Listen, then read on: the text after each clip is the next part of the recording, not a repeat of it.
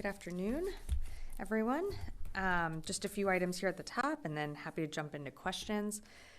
As part of our ongoing multinational efforts to protect freedom of navigation and prevent attacks on U.S. and partner maritime traffic, this morning, U.S. Central Command forces conducted strikes on 2 Houthi anti-ship missiles that were aimed into the southern Red Sea. Also last night, the U.S. Central Command conducted strikes on 14 Houthi missiles at over a dozen locations.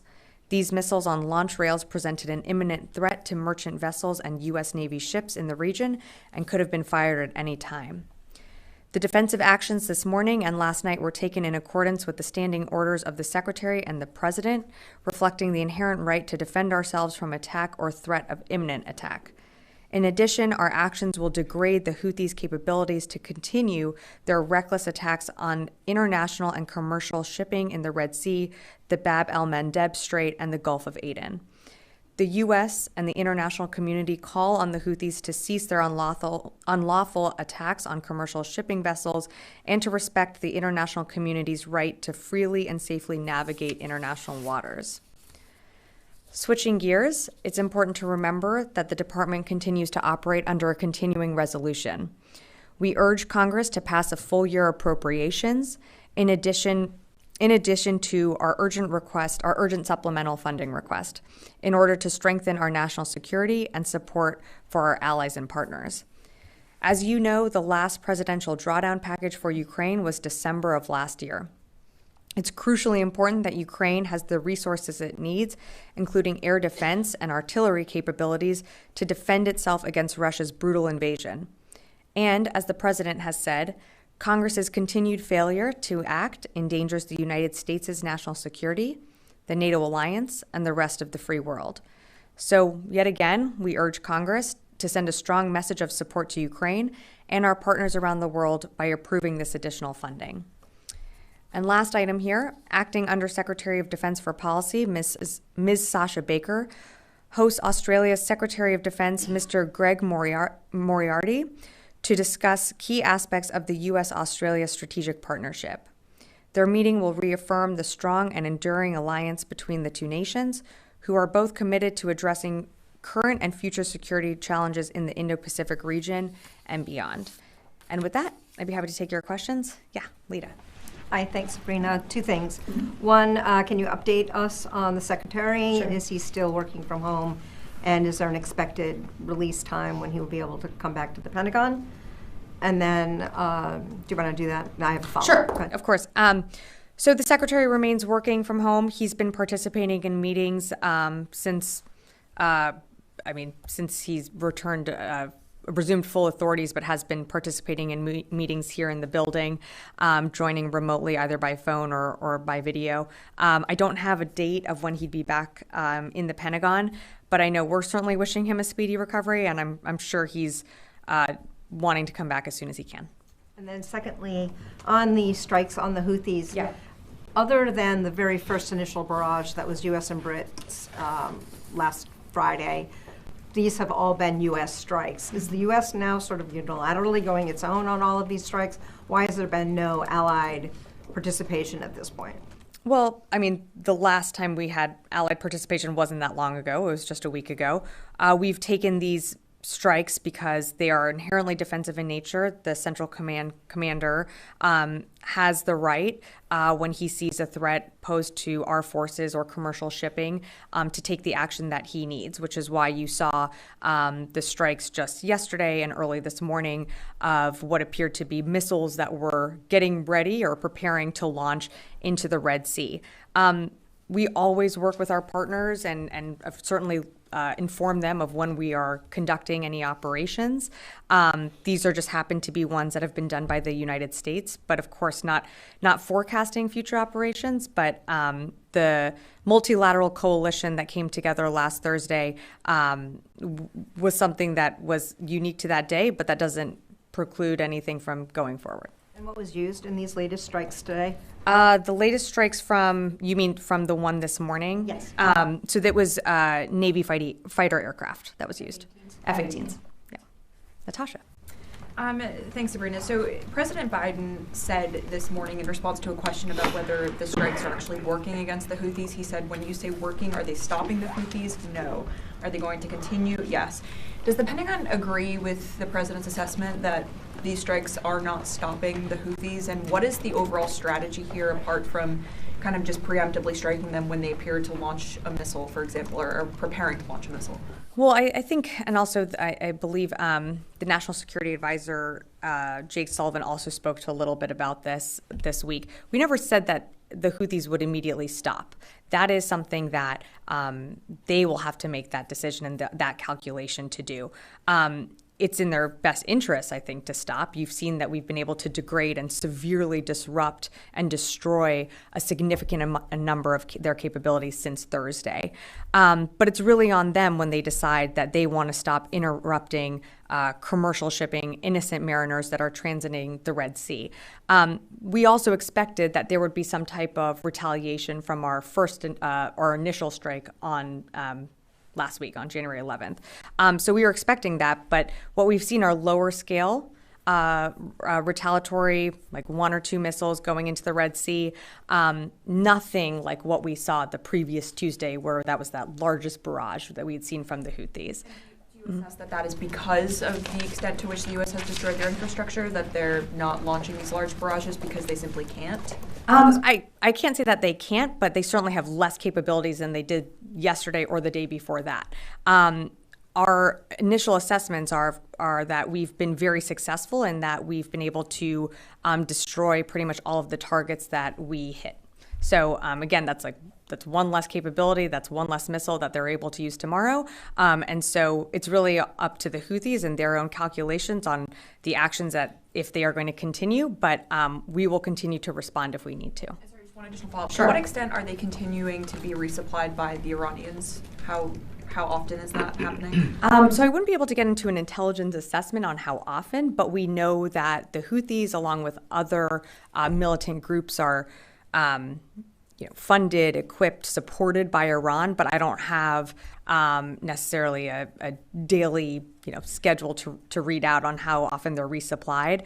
As you saw earlier this week, Central Command announced that we interdicted a ship that was likely heading towards Houthi-controlled territory in Yemen that had housed or was carrying warheads, other weapons and capabilities that they've been using to launch weapons into the Red Sea. So while I can't give you more of a time frame of how quickly they're being resupplied, we certainly know that Iran is supporting them.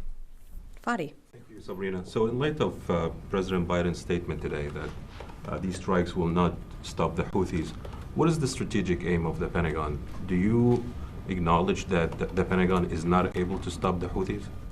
Well, I wouldn't say that we are not able to. I mean, we are taking defensive strikes, or they're defensive in nature, because we do not want to see commercial shipping, innocent mariners continue to be targeted, and our U.S. forces. So that's why you saw the action that we took earlier this morning and late yesterday to degrade and destroy their capabilities. But when the Houthis decide to stop, that's really going to be a decision that they make.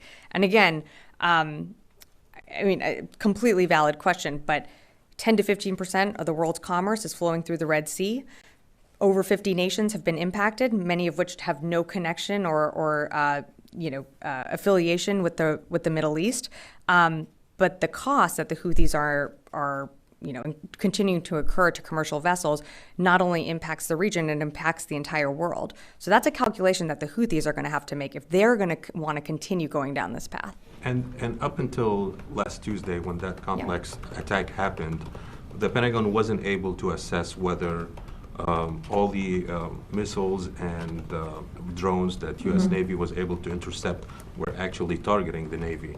Now, suddenly, the Pentagon is very confident that all of these strikes against Houthi assets, these assets are actually a threat to the Navy.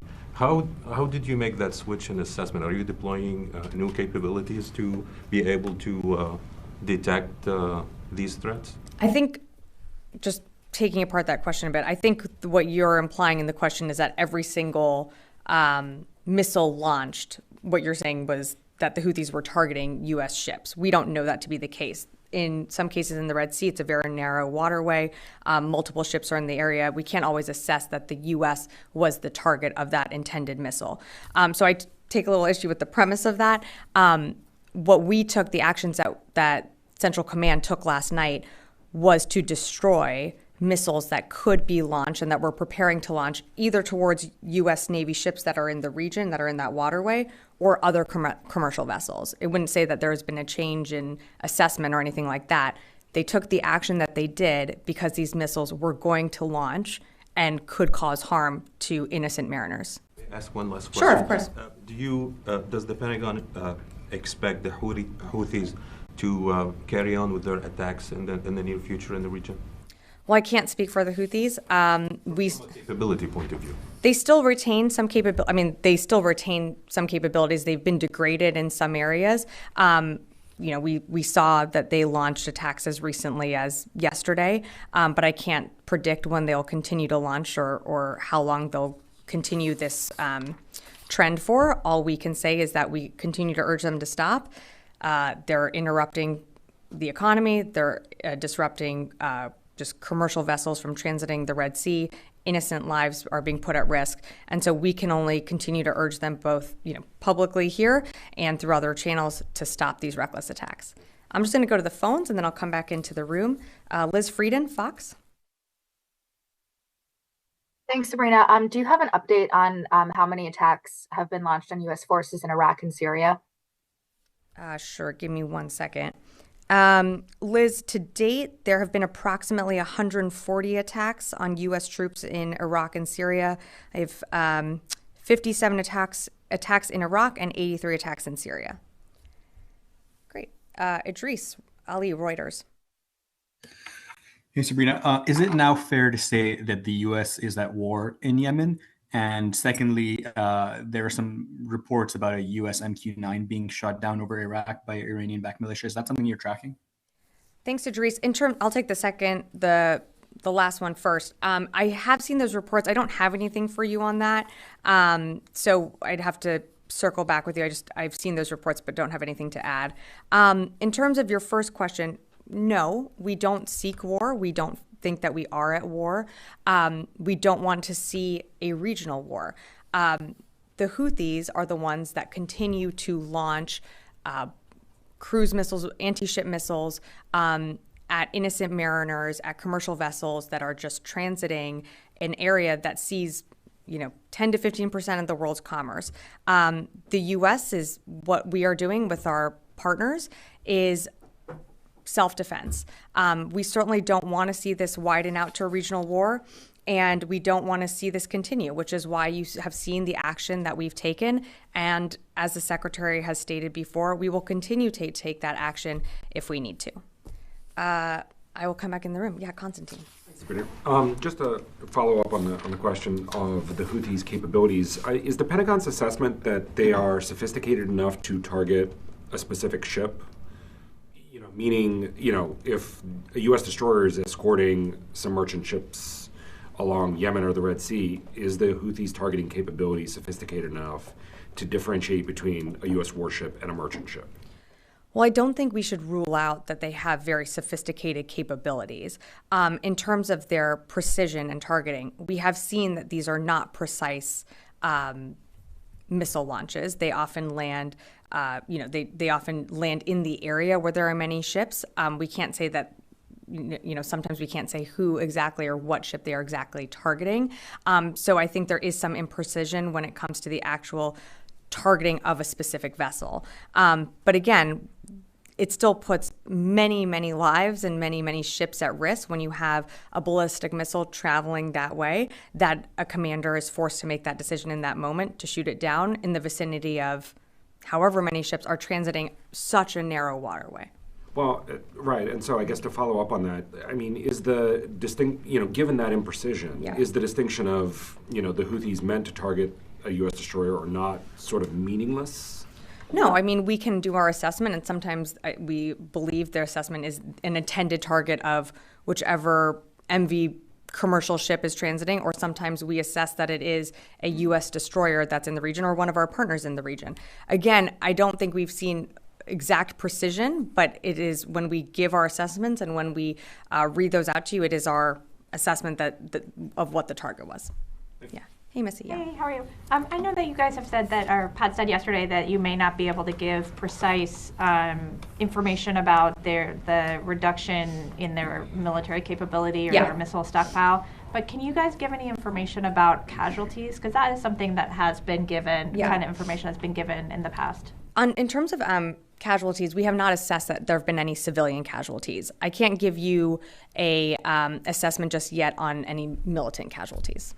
That's something that's still ongoing. You can give us eventually, because DoD has provided that information in the past for certain kinds of strikes. It's something that we're continuing to assess, and if we can and are able to, conclude that there have been casualties, we will read that out. Okay. Yeah, of course. Yeah, Brad in the back.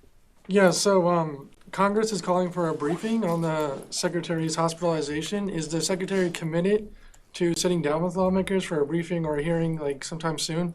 Well, we'll always work with Congress in addressing what they need, whether that's a briefing or a hearing, whatever it might be. We're always, in touch with our congressional partners. And just, I think yesterday we responded to a few letters from lawmakers. So we're always in touch with the Hill, but I have nothing to announce or read out in terms of anything that's scheduled. Great. I'm going to go back to the phones here. Laura Seligman, Politico. Hi, thanks, Sabrina. Just to follow up on Idris's question, you said that we are not at war with the Houthis, but if this tit for tat bombing, we bombed them 5 times now. So if this isn't war, can you just explain that a little bit more to us? If this isn't war, what is war? Sure, Laura. Sure. Great question. Just wasn't expecting it phrased exactly that way. Look, we do not seek war. We are not at war with the Houthis. In terms of a definition, I think that would be more of a clear declaration from the United States. But again, what we are doing and the actions that we are taking are defensive in nature. I would turn back to the fact that there have been over 30 attacks by Houthis on 50 different nations that are transiting the Red Sea at this time. I can only repeat so many times that we do not seek war with the Houthis, but we will take self-defense actions if we need to protect our troops, to protect commercial shipping, and to ensure that freedom of navigation is still allowed through international waterways. I'll take another question from the phone here. Jared Zubra, I'll monitor.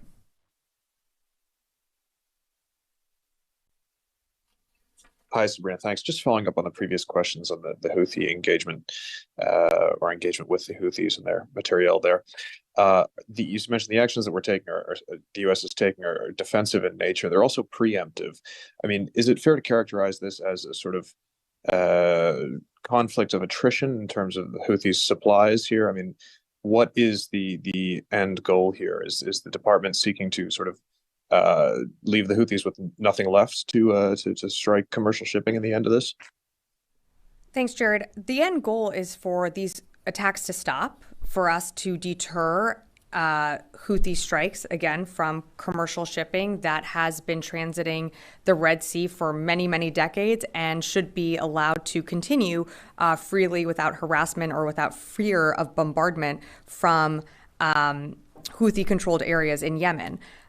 So the ultimate goal is for these attacks to stop. It's up to the Houthis to decide when that occurs. It's their decision to continue to launch these attacks. But again, what they have available to them, the systems, the capabilities that they had available to them yesterday are not the same ones that they have available to them today. So we're going to continue to take the action that we need to disrupt and degrade the Houthis' availability, or ability, I should say, to attack whether it's U.S. personnel or others that are transiting that Red Sea and Gulf of Aden area. I can go back in the room. Yeah. Thanks very much. First, can you be any more specific than with the damage that's been done to the Houthis' capabilities beyond significant? And then also, you've talked about taking defensive measures. You want the attacks to stop, and deterrence, but it seems like the Houthis so far have not been deterred. So does the Pentagon have any assessment or any plan on how to change the Houthis' calculus and what it will take for the Houthis to be deterred at this point? I appreciate the question. I think I've answered that one.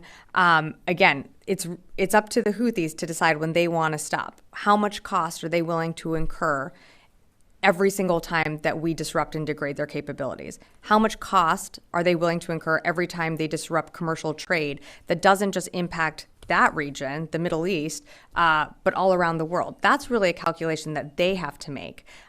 We can't make that for them. We can continue to urge publicly and privately that these attacks stop. And again, and reiterate that we always reserve that right to self-defense and will protect our forces where they are located in the Red Sea or all around the world. In terms of I think you're asking about, your first question was on BDA. I mean, I think at the top I said that we assessed that our strikes last night destroyed or had the intended impacts that it was intended. Sorry, that's a bit of a word jarble there. That it had the intended impacts with almost all of the missile launchers destroyed.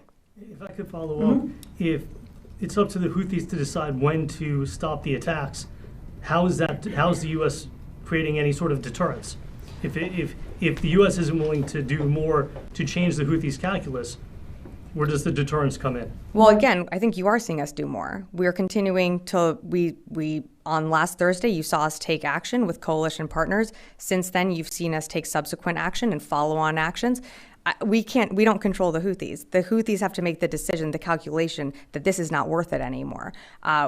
We will continue to reserve the right to self-defense, to defend our forces, but it is up to them. At what expense do they want to continue to go down this path? We don't want to continue to see this go. We want to ensure that mariners, that trade can continue to flow through the Red Sea, and that's why you saw the Secretary in December announce the formation of Operation Prosperity Guardian, which is to ensure that commercial shipping can continue freely and openly of harassment from the Houthis. And then you've seen us since then, as recently as last week, take self-defense action. So again, it's up to a calculation on the Houthis of when they want to stop.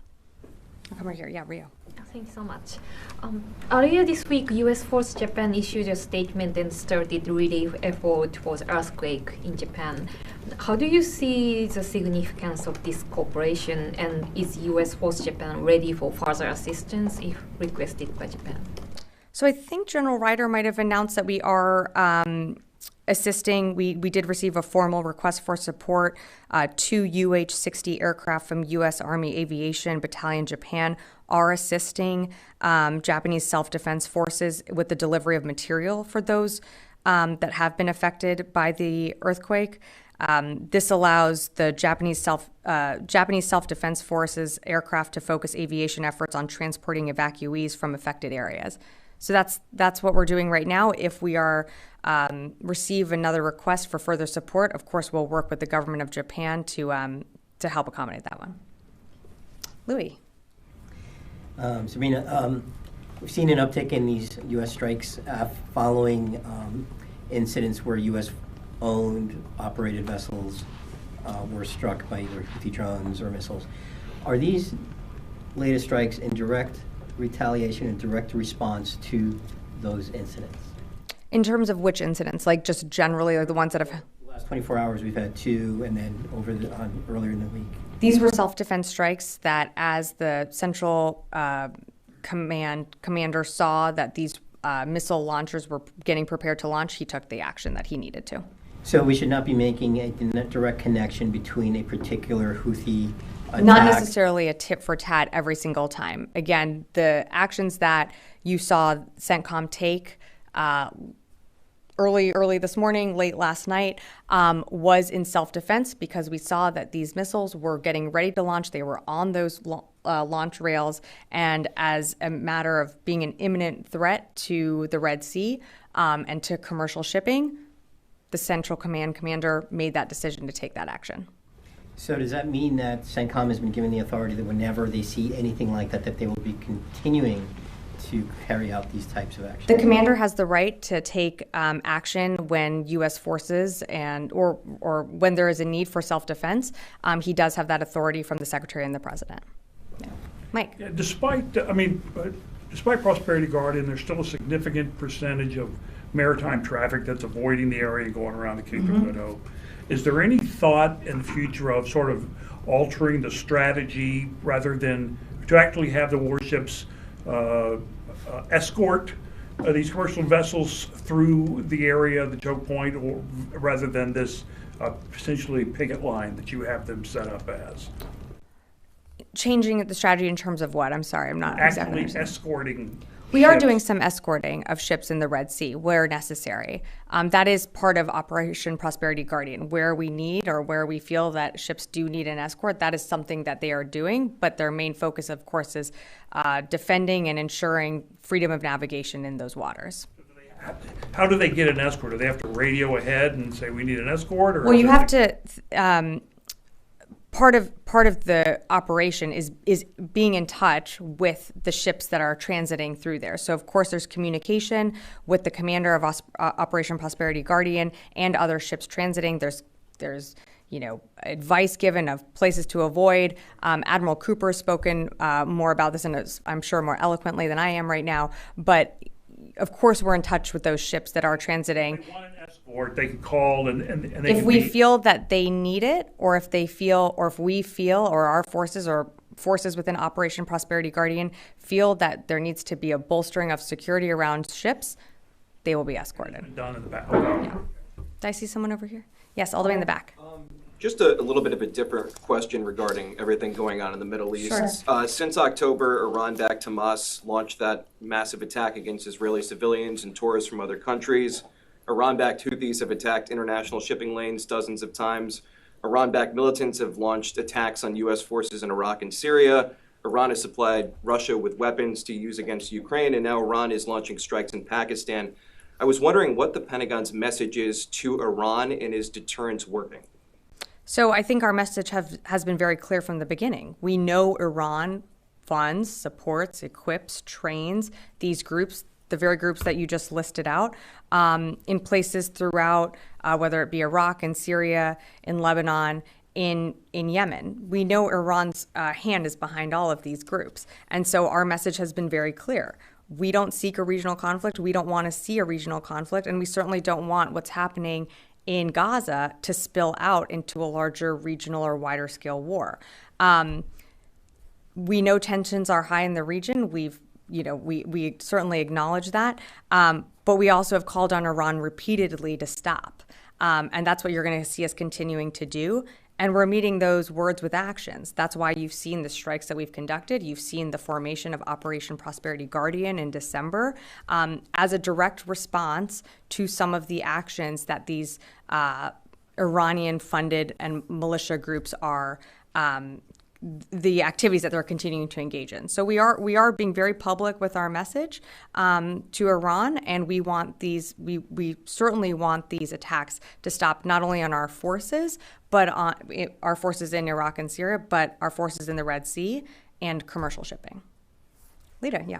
Just a quick clarification. Sure. Initially, when Prosperity Guardian was set up, it was specifically said that they were not doing escorts, that this was a broader effort to protect the ships in the region because of the amount of traffic that's going through the Bab. Has there been a change? Have ships actually started requesting I'm not aware of escorts? Or, because my understanding was, at least initially, they were not doing individual escorts. Have they started doing individual escorts? No, I think Mike's question, I'm sorry if I didn't phrase it as okay. They're not doing individual escorts. If ships or a collective of ships need to be escorted through, or have one of our ships follow them, I believe that's what's been because like you said, there's so much traffic, but it's not individual ships necessarily being escorted. Okay, 'cause my understanding was that the ships are just going back and forth through the BAM to provide basically securing the highways. Yeah, securing the waterways. Right. No, that has not changed. Yeah. Okay, Fadi, I'll do one more and then we will wrap it up. Yeah, thank you. So you mentioned the Houthis. It's up to the Houthis to determine when to stop these attacks.